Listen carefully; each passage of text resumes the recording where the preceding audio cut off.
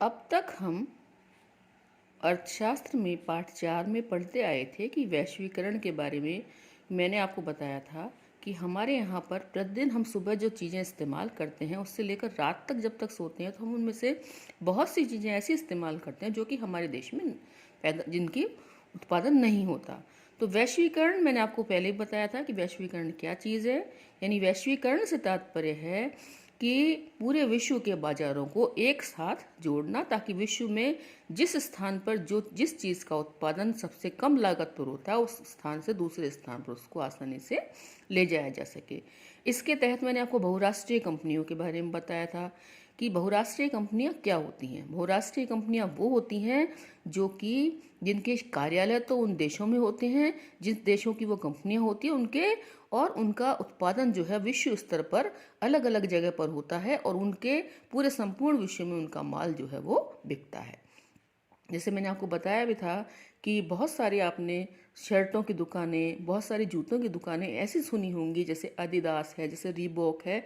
ये हमारे देश की कंपनियां नहीं हैं, ये क्या है, ये मल्टीनेशनल कंपनियां हैं, बहुराष्ट्रीय कंपनियां हैं जो कि हमारे देश में ही चीज़ों को बनवाती है और फिर अपने टैग वगैरह लगाकर उनको हमारे देशों में ही बेचती है। तो वैश्वीकरण क्या है? विगत 2-3 दशकों से अधिकांश बहुराष्ट्रीय कंपनियां विश्व में उन स्थानों की तलाश कर रही हैं जो उनके उत्पादन के लिए सस्ते हों। जैसे कि भारत है, चीन है, ये देश ऐसे हैं जहाँ की जनसंख्या अधिक है। और जो विकसित देश होते हैं वो क्या करते हैं, वो विकसित देश अपनी कंपनियां ऐसे स्थानों पर अपने उत्पादन केंद्र लगाते हैं जहाँ पर उनको सस्ता श्रम मिल सके। यानी कि हमारे यहाँ पर क्योंकि जनसंख्या ज़्यादा है, लोगों को रोजगार की आवश्यकता ज़्यादा है, तो हमारे यहाँ पर क्या होता है, उनको दोनों चीज़ें मिलती हैं। सस्ते कुशल श्रमिक भी मिलते हैं और सस्ते अकुशल श्रमिक भी मिलते हैं। यानी हमारे यहाँ पर ऐसे इंजीनियर भी हैं जो कि टेक्नोलॉजी का बहुत अच्छा ज्ञान रखते हैं। तो मल्टीनेशनल कंपनियां जो है वो क्या करती हैं, उनको आईआईटी से, एनआईटी से हायर करती हैं, यानी उनको ले लेती हैं। उसके बाद बात रही अकुशल श्रमिकों की, यानी हमारे यहाँ पर ऐसे लोग भी हैं जो बिना पढ़े लिखे हैं लेकिन वजन उठाने का काम कर सकते हैं या मेहनत कर सकते हैं। तो उनको क्या करती है कंपनियां जो है वो उन दोनों तरह के कर्मचारियों को लेकर अपना उत्पादन करती हैं। तो इसलिए बहुराष्ट्रीय कंपनियां ऐसे देशों में अपने उत्पादन केंद्र खोलती हैं जहां पर उत्पादन लागत जो है, जहां पर उनको कम कीमत में सामान बना सके और फिर उनको अधिक कीमतों में बेच सके। साथ ही विभिन्न देशों के बीच विदेशी व्यापार में भी तीव्र वृद्धि हो रही है। विदेशी व्यापार का एक बड़ा भाग बहुराष्ट्रीय कंपनियों द्वारा नियंत्रित है। जैसे भारत में फोर्ड मोटर्स, फोर्ड की गाड़ी आती है, फोर्ड फीगो, अगर आपने कभी सड़क पर चलती हुई देखी होगी, का कार संयंत्र भारत में है। केवल भारत के लिए ही कारों का निर्माण नहीं करता, यानी हमारे यहाँ पर उन्होंने क्या कर रखा है, हमारे यहाँ पर जो है वो अपना एक उत्पादक केंद्र लगा रखा है। हालांकि वो फोर्ड की जो कारें होती है केवल हमारे देश में नहीं बिकती, हमारे देश के अलावा सभी देशों में फोर्ड की कारें बिकती हैं। बल्कि अन्य विकासशील देशों को कारों का निर्माण नहीं करता, बल्कि अन्य विकासशील देशों की कारें विश्व में अपने कारखाने के लिए कार पुर्जे का निर्यात भी करता है। इसी प्रकार अधिकांश बहुराष्ट्रीय कंपनियों के क्रियाकलाप में वस्तुओं और सेवाओं का बड़े पैमाने पर व्यापार शामिल होता है। अब बात आती है वैश्वीकरण की। अधिक विदेशी व्यापार और अधिक विदेशी निवेश, निवेश मतलब खर्चा करना एक तरह से, जैसे निवेश करना मतलब कि किसी चीज में से आपने कोई दुकान खोली तो वो दुकान में आपने निवेश किया है। यानी कई बार लोग कहते हैं कि हमने एफडी में अपना पैसा लगाया है, एफडी में, वो निवेश कहलाता है। निवेश के परिणामस्वरूप विभिन्न देशों के बाजारों एवं उत्पादनों में एकीकरण हो रहा है। विभिन्न देशों, अब देखो वैश्वीकरण की बात आ गई, ये परिभाषा है वैश्वीकरण की। विभिन्न देशों के बीच परस्पर संबंध और तीव्र एकीकरण की प्रक्रिया ही वैश्वीकरण। मैंने आपको कहा था कि देशों की अर्थव्यवस्थाओं को एक दूसरे से जोड़ना, ये एक वैश्वीकरण है। बहुराष्ट्रीय कंपनियां वैश्वीकरण की प्रक्रिया में मुख्य भूमिका निभा रही हैं। विभिन्न देशों के बीच अधिक से अधिक वस्तुओं और सेवाओं, मैंने आपको बताया था कि 3 तरह की क्रियाएं होती हैं, आर्थिक क्रियाएं, प्राथमिक क्षेत्रक और द्वितीय क्षेत्रक और तृतीय क्षेत्रक। मैंने आपको बताया था कि तृतीय क्षेत्रक की जो होती है उसको सेवा क्षेत्रक भी कहते हैं, जैसे परिवहन, बीमा, संचार, ये सारे तृतीय क्षेत्रक की सेवाएं हैं। इवन हम अध्यापक भी तृतीय क्षेत्रक में आते हैं, क्योंकि हम किस चीज़ का उत्पादन नहीं करते बल्कि हम सेवा प्रदान करते हैं।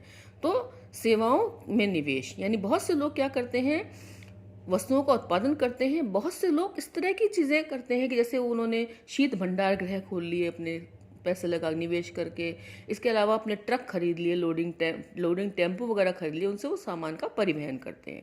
और प्रौद्योगिकी का आदान प्रदान हो रहा है। प्रौद्योगिकी मीन्स मैं आपको कई बार बता चुकी हूँ, इंजीनियरिंग।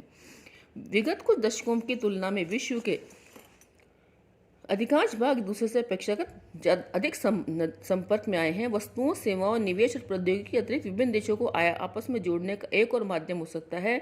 यह माध्यम है विश्व के विभिन्न देशों के बीच लोगों का आवागमन। आपने देखा होगा कि बहुत से लोग जो हैं विश्व के अनेक देशों में यात्राएं करते हैं और बहुत से लोग हमारे देशों में भी यात्राएं करते हैं। अभी आपको पता है कि जैसी कोविड महामारी चल रही है उस दौरान बहुत सी हमारे देशों की फ़्लाइटें बंद कर दी गई हैं। क्यों बंद कर दी गई हैं? क्योंकि वहाँ पर जो नया ओमिक्रॉन वेरिएंट आ गया है, इसलिए फ़्लाइटें बंद हो गई हैं। तो बहुत से देशों ने हमारे देशों की फ़्लाइटें भी बंद कर रखी हैं, हमने बहुत से देशों की फ़्लाइटें बंद कर रखी है, क्योंकि प्रतिदिन अनेक सैकड़ों लोगों का जो है वो आवागमन वायुयानों के जरिए होता है। राज्यों में आवागमन तो होता ही है, इसके अलावा विदेशों में भी जाते हैं लोग।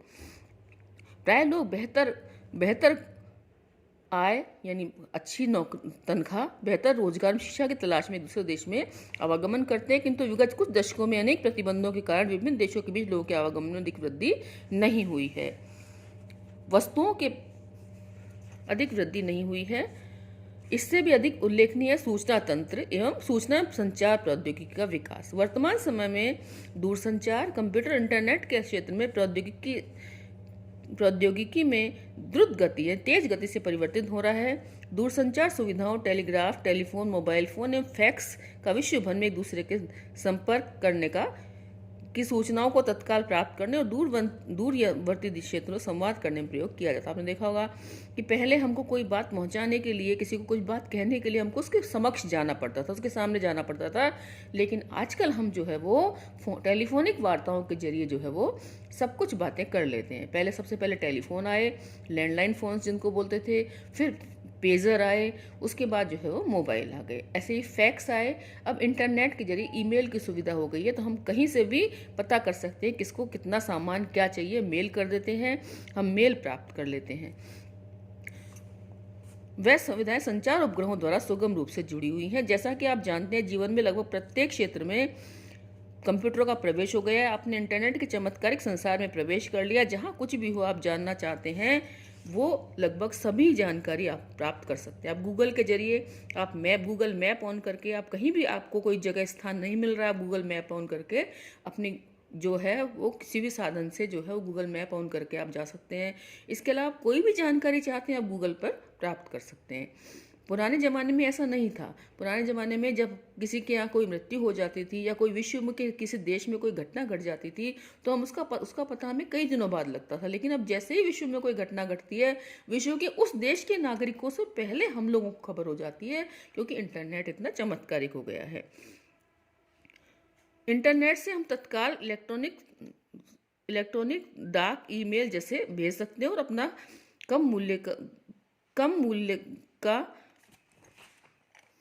विषय घर में बात अत्यंत कम मूल्य पर विश्व भर में वॉइस कॉल कर सकते हैं। आपने देखा होगा कि बहुत कम रेट पर हम जो है वो विश्व में कहीं भी बातचीत कर सकते हैं।